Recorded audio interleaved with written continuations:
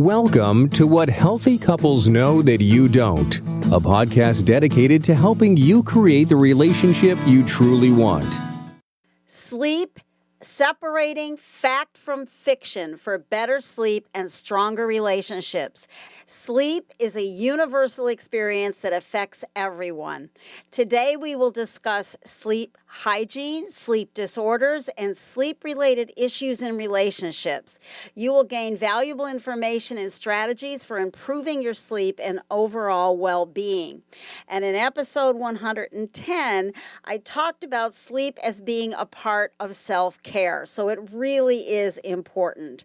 Sleep is particularly relevant to relationships, as poor sleep habits can impact both partners and cause relationship stress. Sleep disorders can also affect sexual intimacy, emotional regulation, and communication within relationships.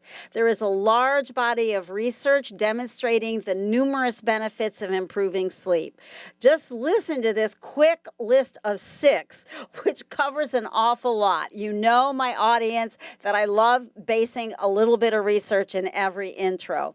Improved physical health. Studies have shown that getting enough quality sleep can improve immune function, lower the risk of obesity and diabetes, cardiovascular disease, and stroke, and even improve longevity. Improved mental health. Good sleep has been linked to better mental health outcomes, including lower rates of depression, anxiety, and suicidal ideation. Improved cognitive function, one of my favorites personally. Sleep is essential for memory consolidation, learning, and cognitive performance. Studies have shown that sleep deprivation can impair attention, reaction time, decision-making, and problem-solving abilities. Improved productivity. Good sleep has been shown to improve workplace performance and reduce absenteeism. Improved athletic performance. Studies have shown that getting enough sleep can improve athletic performance by enhancing reaction time, speed, and accuracy, as well as reducing fatigue and increasing endurance. Improved mood. Good sleep has been linked to better mood and emotional regulation, while sleep deprivation has been linked to irritability, impatience, and mood swings. So I think we can all agree that this is a worthwhile topic. So today I've invited Terry Crawley. She is a registered nurse, certified clinical sleep educator, and certified professional in healthcare quality, who specializes in sleep health and wellness. A national speaker and author on sleep, Terry is the co-founder of a 4-bed sleep disorders clinic and has served as a consultant on the topic of sleep health. Her work in the field of sleep medicine has included clinical research. Thanks so much for being here, Terry. Thanks for having me, Rhoda. It's my pleasure. So let's begin with what are some of the common misconceptions about sleep, and how can understanding the science of sleep benefit relationships? Wow. Okay, so misconceptions. I think one of the biggest ones that I run into is people tell me that they've learned how to get by with less. Yes, And that's true. I hear that a lot. Yes. And I know immediately that they're fibbing. That's a that's a tall tale, and I don't buy it for 1 second. They are not getting by or learning to get by. That doesn't happen. Most adults need 7 to 9 hours of sleep every 24 hours. Very, very, very few adults are short sleepers, and I think a lot are short sleeper wannabes. But there are a category. They're called short sleepers. Less than 1% of the population make up that category. They do well. They're healthy, productive, happy, and doing just fine on 5 or 6 hours of sleep a night. It's a rare genetic thing. Most all of us, though, really have to understand that we can't learn how to do that. It's not a thing about willpower. It's biology. So we have to look at sleep as a biological need, just like we look at thirst. You know, I wouldn't call you, Rhoda, and say, oh, Rhoda, I learned how to get by with drinking less water today and all week, and I've learned how to, when I'm thirsty, I distract myself. I mean, we know not to do that. We don't do that. And it's the same with sleep. We have to respect it and prioritize it, which brings me to another problem. A lot of people don't respect sleep. I I think think that's true. I agree. I think there's either an overt or even a, just there's a little bit of contempt. They see it as a time waster. Sleep is a time waster, or I'm showing that I'm not ambitious if I say I need to get my sleep, or I got a full 8 hours last night. There's something tied up with characteristics of an ambitious person. I want to be successful, driven. So we've characterized it in a strange way where we've glamorized and idealized people that say they don't need much sleep or don't get much sleep. So we need to flip the script and say, look, I'm all about self-care and being the best person I can be, the healthiest person I can be. And I would just encourage all of your listeners to look at sleep as square one in that journey. Sleep is square one. So much of everything just depends on how we're sleeping, if we're getting enough, and if we're prioritizing it, and really making room for it in our schedules. What about that thing that older people say that they need less sleep as they age? That's something I also hear. Is that true? No, and their I sleep didn't quality think can so. change. Yeah, they still need that same amount of sleep. Things change at different points in our lives, and in the elderly population, they tend to get a phase advance where they might get tired earlier and wake up earlier. So it's just important to always make sure. I think sleep trackers are a great thing. And gives you an idea. I mean, we count calories, we count steps, we can count our sleep, and it ties in with everything else we're counting. So we might as well start there. But no, we should be getting that if we have good sleep habits and adjust our lives accordingly. If we get a little bit different schedules. And of course, with the elderly and every other age group, if there's any issue with sleep, don't ignore it. I think people, again, part of that disregard for sleep in general, we tend to ignore signs of a sleep disorder, or we just live with it thinking, well, there's nothing we can do about it. And that's simply not true. So I would add that sleep should be considered a vital sign. And if your healthcare provider does not bring it up at every encounter, you bring it up. Be your own sleep health advocate and really talk about sleep. I mean, mention, are you sleeping great? Are you not sleeping great? Has anything changed? Bring that to the attention of your healthcare provider so they can keep tabs on that, because so much rests upon it. No pun intended. It's really interesting because I get asked all kinds of questions now because of Medicare. Do I use a seatbelt, etc. I don't think anybody's ever asked me about sleep, not once. I really like my doctor, but I don't think anybody has ever asked me a question about sleep. And I'm a good sleeper. I like sleep. I think it's important. Oh, I think it's just a horrible shame that occurs. And, but you can just sort of pedal back into, when I was in training to be a nurse, and physicians were in training at the same hospital center. I mean, sleep wasn't discussed. I mean, so many in training and out of training, they weren't getting plenty of sleep. We weren't learning about the benefits or the importance. I mean, now we know better. We definitely know better. I sort of liken it to how smoking used to be. That's right. It was everywhere. I remember, parents smoking in the car, restaurants, cloud of smoke yeah. at the dinner table.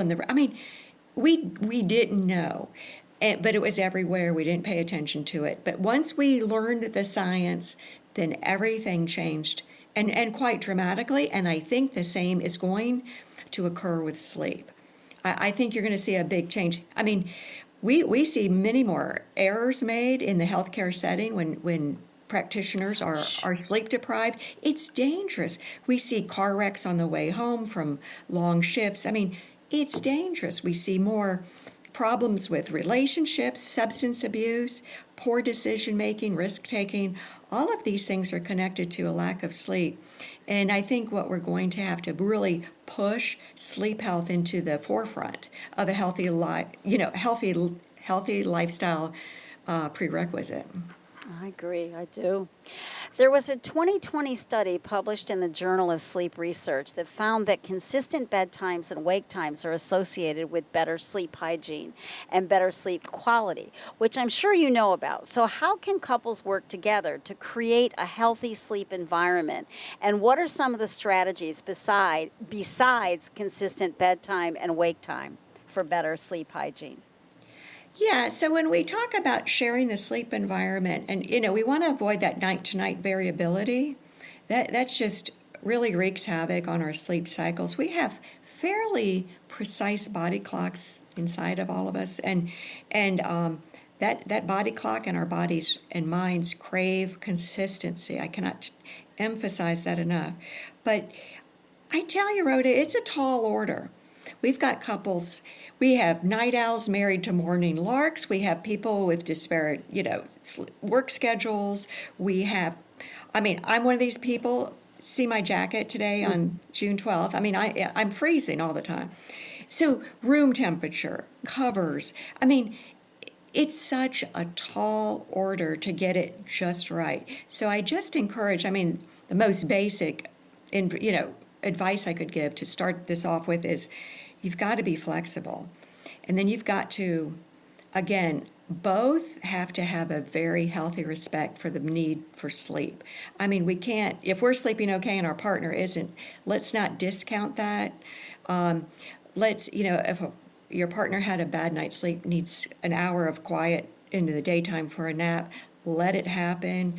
I see a lot of, interesting on my work and my workshops and when I talk to couples, one of my attendees was laughing about her dog sleeps in the middle of them, and he's got the collar with the little jingle jangle name tags, and she thinks she's telling me about it, laughing, hysterically saying her husband, it drives him crazy, but she sleeps through it, and we have to make concessions. And because I think if we sort of stopped and said, okay, how important is this sleep? This sleep is affecting mine and my partner's physical health, mental health. It determines sleep impacts, or lack of, how we like our job. It impacts if we're burned out at work or not. It impacts how ethical we are. It impacts so much. It goes way beyond I'm sleepy, I'm exhausted, whatever. Those are sort of the initial physical consequences we can feel readily when we're tired.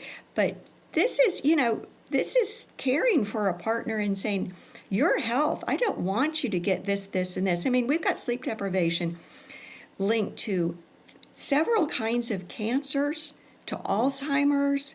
We've got a dementia issue. Really serious things that, very life-changing things that we want to avoid whenever possible and avoid the risk factors.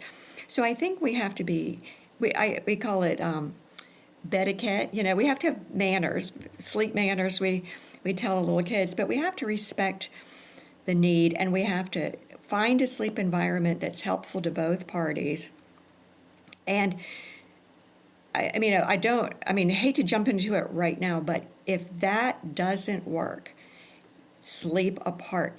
There's no right or wrong. And I want to stress that heavily. I cannot overstate that if you just cannot get enough sleep, if your partner likes it too hot or too cold, and you just can't do it, please don't risk your sleep. You can cuddle, you can have cuddling time, you can have me time at night, or just, one-on-one. But if you have to sleep separate, by all means do so. It's not a sign of problems in the relationship. In fact, it can be a relationship-saving step to take if you're not getting sleep, just because that sleep helps us communicate better. We're more empathetic. We're more grateful. We look more attractive. We feel better. We're less moody, less irritable. There's studies showing violence, aggression, bullying behaviors, things like this are really connected to insufficient sleep. So it's very, very serious, and it should be treated accordingly. Wow. How can stress and anxiety impact sleep, and what are some techniques for managing these issues in relationships?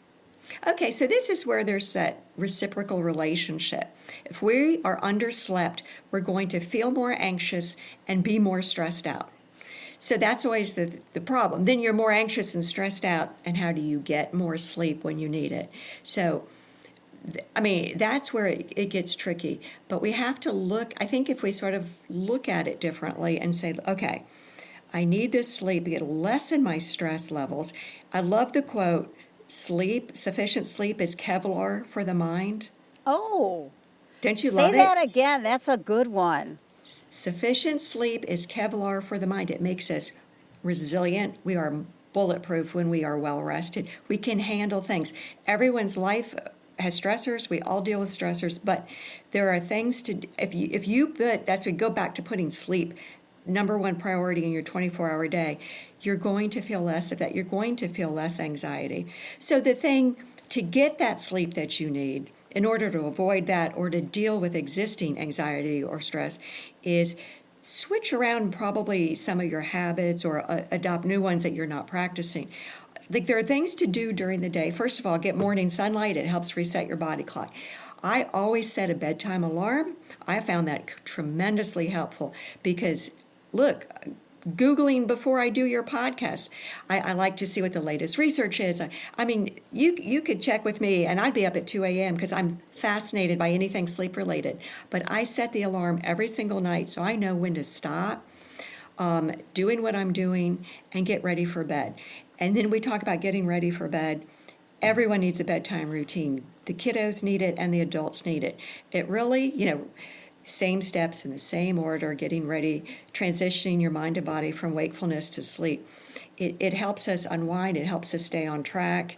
It's so important.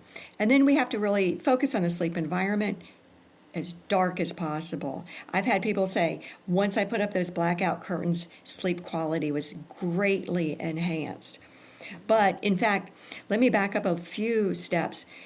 At the end of your workday, physically write a to-do list, to worry about list. Just put it on a piece of paper. It's actually been shown to help make things look more manageable because we all know when our head hits the pillow, oh my God, you start thinking of what did I not do, what did I didn't do, what did this person say, I got to deal with this. All this stuff goes on that if you have it written out every day, don't bring it into the bedroom, keep it out of the bedroom, but at the end of your workday, do it, file it away, it's done. It may help with that late night rumination. I tell couples, go to bed mad. They hate to hear that because for so long we've heard, work out your problems, don't go to sleep mad. Go to sleep mad because I'm going to tell you, when we're tired, we're not our best selves at all.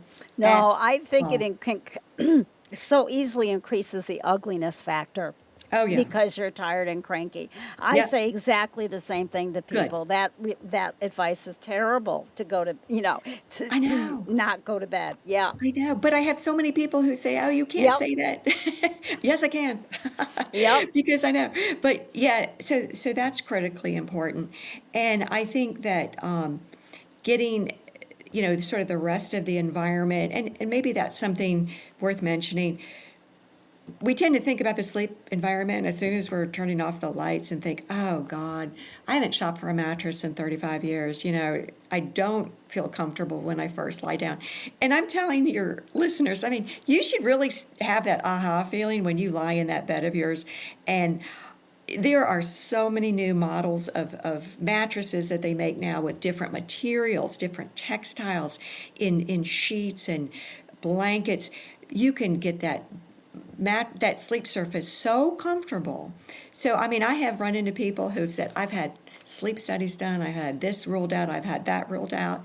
It was a woman sitting next to me on a flight. We were traveling back from Colorado, and she started, once I told her what I did, there she goes, right into it. So she went through all this stuff, and I was pretty intrigued and interested. And she'd done a great job in sort of self-advocating, and she saw some sleep specialists and had everything ruled out. And I thought, okay. So then I thought, and I said, how old's your mattress? She said, no one's ever asked me that. And I said, well, I'm just curious. She said, probably about 30, 35, 36 years old. And I said, I think you should go get a new mattress. That's all I can offer. I said, but email me. Let me know if it helps. And it helped. So that was good. It could be Also, something simple. pillows. I read that, I've been in a little pillow thing, because I read something somewhere about you shouldn't have pillows. And mine was like 20, 25 years old. And because I loved it, I loved this pillow. And I thought, yeah, this is probably I can't believe how much more I love my new pillow. Yeah, it's true. It's true. And, pillows are very important. They're sort of a dynamic between the pillow and the mattress. Even if you change up your mattress, you might need a different pillow. But there's so many interesting materials out there. And I will admit, I went through a couple of designs until I found the perfect one. But it can make such a difference. So now it's the aha feeling. It's perfect. But it's worth sort of taking care of during the day. And also, on that note, if any of your listeners with children, start with very young children, but always talk about sleep early and often with children, and that's a given, but empower them. I mean, children of all ages can feel a little bit helpless when it comes to sleep. They don't know quite what it is, what it does. It's just a fear of missing out. They're sort of in a 10-hour timeout every 24 hours. So I think there's some empowerment things you can do by saying, you get to pick out your pillow. I'll let we're going to go shopping for a pillow today. Let's, have some engagement. And even during the bedtime routine, let them pick out their pajamas. So give them choices wherever possible, so it's not just sort of this, do that, do that, and the very authoritarian sort of, it is a non-negotiable thing, but I mean, just if we can get some input and engagement and empowerment, they get children more of all ownership. ages. Yeah, I agree. And I love kids practicing choices. I think that's really important stuff because your life is about your choices. And so this episode is about choosing sleep as being more important than shoving it in the background, which is what people do. Exactly. And so many people do it and still do it. And our message has been tough. I mean, I've sort of lived through the seatbelt messaging, and we ended up going upstream. Some of the commercials were now like just of kids telling their parents to buckle them up. And smoking had some similar type of public service announcements. And we're still not where we should be in terms of, I'm always on social media, try to get PSAs for sleep. I mean, you talk about things like drowsy driving. People, it was a radio call-in show. People are calling in and they're all laughing about, oh yeah, so-and-so works in our company. You fell asleep driving the truck, drove it through the plate glass window. And they're laughing, talking about it. Drowsy driving is as dangerous as drunk driving, but it's very, very overlooked. And does not get at all the press it deserves and the attention it deserves and the cautionary tales and education it warrants. It's very dangerous. So, I mean, people, I think, are more, cognitive. I mean, I think you look at, okay, I've had a drink of alcohol. I'm at a party. I had another drink. I'm not going to drive home. I know to call an Uber. Or I see someone who's stumbling. I take their keys. I give them a ride home. I mean, with alcohol, it's a little more clear cut. But with sleep, the problem is, this is another thing where partners come in. If you know your partner hasn't had enough sleep, you take those keys. Because micro sleeps, you can't, it's just sort of like fighting sleep. Rolling down the window, chewing ice, blaring the radio, that's not going to keep you from going into a micro sleep. You will have those. And they're deadly. They're as deadly as drunk driving accidents. So always be, I think that's such a thing with every family member to look at each other. Someone's irritable. Maybe they just need a nap. Maybe they didn't get sleep. If someone, they haven't had any sleep or they say they're tired, don't let them drive or run an errand. You do it or don't do it, whatever. But I think we sort of have to take a much more serious stance with that, especially our teenagers, new drivers. And teenagers need 9.25 hours of sleep every 24 hours. Very few get that. They have a biological phase delay, so their melatonin doesn't start in production until later in the night. So they're not going to fall asleep easily until later in the night. Then they want to wake up later. And then we have these absurdly early school start times. And I was a victim of one of those high schools. I mean, my high school started at 7:20. And, I always wondered back then, well, how come I can't go to sleep? It's just, but it's a teenage thing. But anyway, we have to look out for teens. So give them, besides the drunk driving talk, give them the drowsy driving talk for sure. Oh, that does sound really important. What are the most common sleep disorders like insomnia that can affect individuals and relationships, and how can they be managed? Yeah, and this is insomnia and sleep apnea are the most common ones. And there's a lot of misconceptions about both. But okay, let's just take the partners that are having problems. If your partner's snoring, and you get the laugh about the elbow in the ribs, wake them up, or they stop breathing. Serious, very serious condition. It's definitely not a laughing matter. And you really have to get to a sleep doctor. And they're there, they have special training.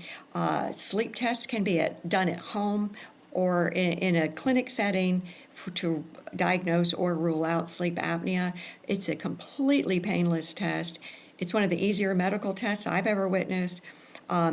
People show a lot of, anxiety and trepidation toward going to one. What if I need to use the restroom in the middle of the night? Because a lot of people with sleep apnea do use the restroom during the night frequently, and easy. You just unplug all the wires from one thing, and you're good to go. But get that ruled out or diagnosed and managed for sure. So if there's snoring, if there's daytime fatigue, if you think about your daytime situation, if you need caffeine to get you through the day, what's going on? If you're in bed 7 to 9 hours, or you think you're sleeping 7 to 9 hours but don't feel refreshed, what's going on? What does your partner say? Because your partner's probably witnessing a lot of things you're not aware of. Do you have headaches when you wake up? I would definitely do. There's like simple questionnaires that are out there that can serve as screening that should be done in your primary care office for sure. A lot of people get screened before they have surgery because anesthesia is a lot riskier with people with OSA, obstructive sleep apnea. Then we have insomnia, and this is where I feel bad because I think people who have insomnia don't get help because they say, well, I don't want to be on sleeping pills or take sleeping pills.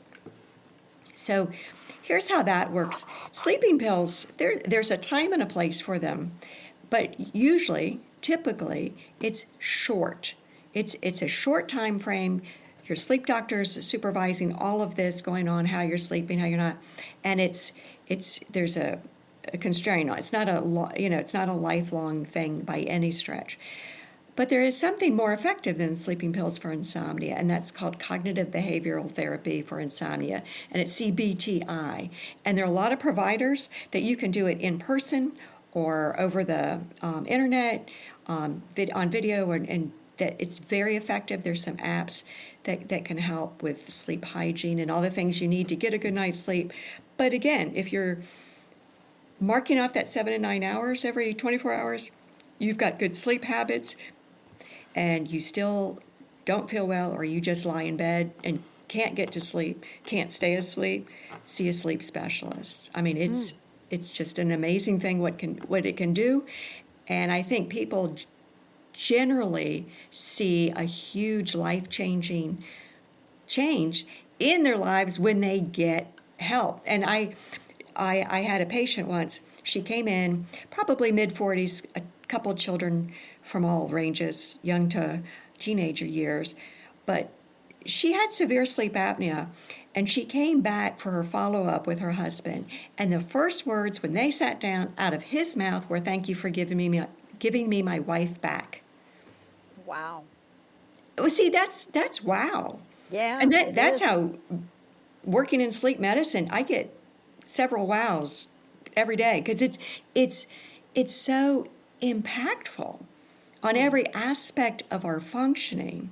And I think people lose sight of that. And of course, sleep-deprived people, they're the ones that's hard. It's ironic, but our prefrontal cortex is greatly affected negatively impacted by a lack of sleep. So we get a little unreasonable. We can't, well, there's no insight.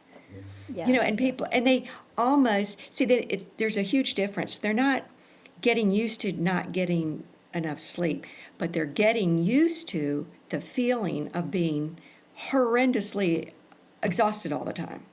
So they've kind of acclimated to that feeling, but they're still having all the long-term and short-term consequences of insufficient sleep.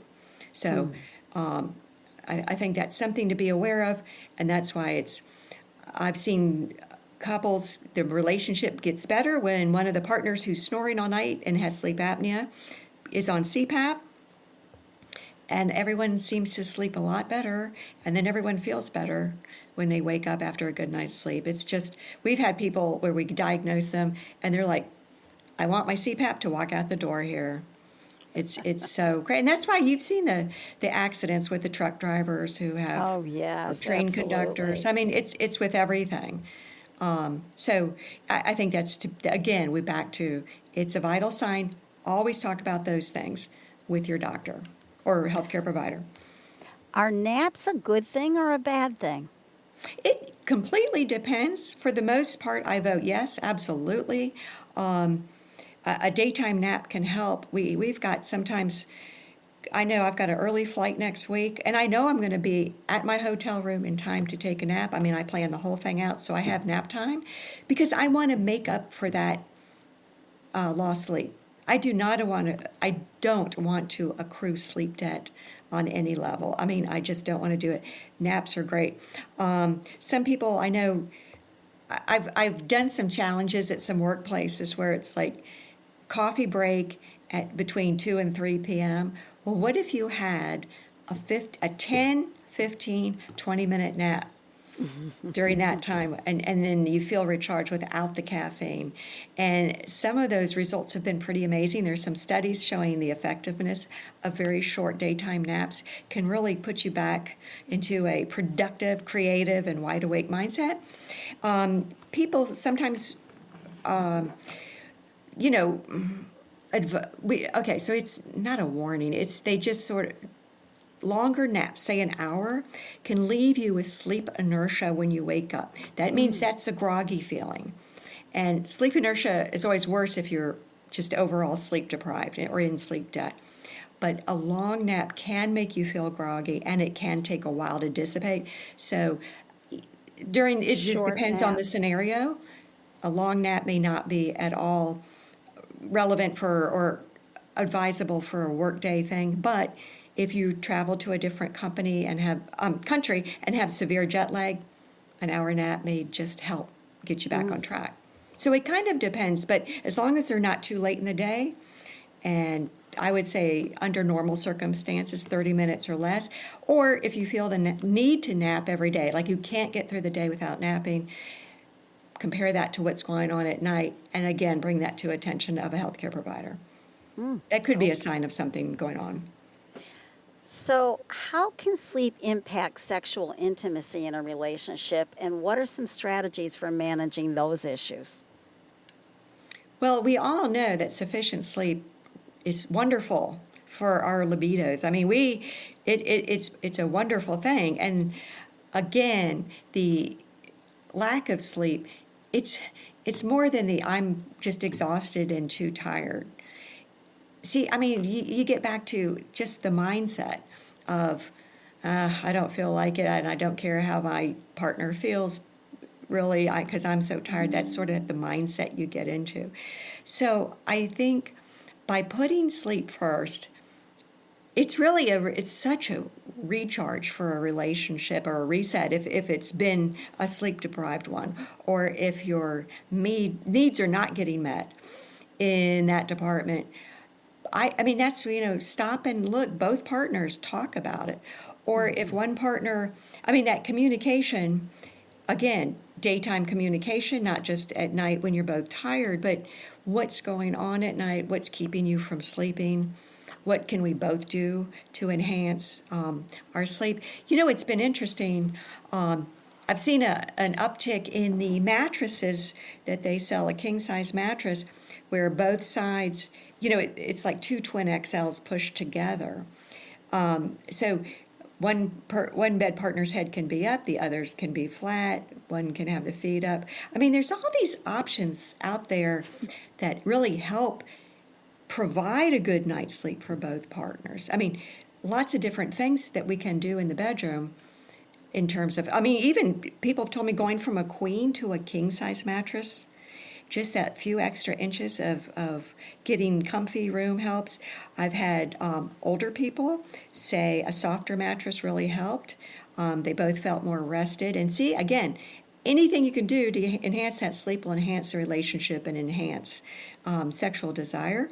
And your libido goes way up. I mean, the things that happen with lack of sleep in terms of, God, couples experience fertility problems, definitely the bad moods and everything. But I think our immune systems are better. Everything works better physically when we're well rested, for sure. So again, it's a priority. And another term I despise is a sleep divorce. I think if a couple cannot sleep together, that's just, don't put a negative stigma on it. You can have wonderful good time together, and then if you have to go to a separate room because you like that mattress better, or you sleep better, or your partner needs to stay up and do some work and has a different work schedule, do it, but don't call it a sleep divorce. I've actually never heard that term. Yeah, it's Oh yeah, interesting. it's Yeah. a lot of the literature, keeps using that, and it's like, no, Oh. I got to think of a better word for that. I'm working on that. So, one of the things you talked about that really interested me was that there are actual health benefits to cuddling. Would you share more about that with my audience? Yeah, the cuddling's a good thing, and I think when we get down to, I'll start by saying we got to really lower our limit our screen time. We're spending so much time on screens and social media. And I think the first step is, God, just make that a thing you turn off before bedtime so you have partner time and that just, think about nothing else but cuddles and intimate time alone at night, and just get the screens out of the bed and out of as far away as possible. But no, there's a release of oxytocin. This is a hormone that will help us feel good. I love the qualities of it. Oxytocin helps us feel safe, relaxed, calm, and comforted. So it's a wonderful thing. And so back to the sleep divorce, that doesn't mean you don't have your cuddle time and your romance time at all. It just means all that's good to go. But just when it gets down to that shut-eye, that's going to be somewhere else or some other way. But yeah, it's important, and I think, and it can, the cuddle time can help some couples. And see, we're pretty divided on this out in the sleep world. Some couples, it really helps their sleep, and there are couples that can't sleep apart. I mean, they sleep well together. So I don't want to give it a negative light. That cuddle time helps them fall asleep and stay asleep. But if you can't do it, don't feel bad. Yeah, Help to right. sleep. I would agree. So, Terry, where can my audience reach you? What would you like to promote? Well, I am fortunate and honored to work with the Better Sleep Council, and they have great information about sleep at bettersleep.org. And then I am on Twitter at Power of Sleep, and I post a lot of things all day, every day, because it's a real fascinating specialty in medicine. It's quite amazing, and I think what's been so rewarding for me personally, being in this little segment of healthcare that I hope becomes a larger segment and a prominent one, is that it just improves everyone's life for the better. And I urge your listeners to make sufficient sleep a top priority, and to make sufficient sleep a personal, a family, a classroom, and a workplace value, for sure, and put it at the top of the priority list. And even a 2-week challenge. I give this 2 weeks, but boy, if I've had wonderful emails and responses back from people who for 2 weeks just said, I'm going to do what it takes.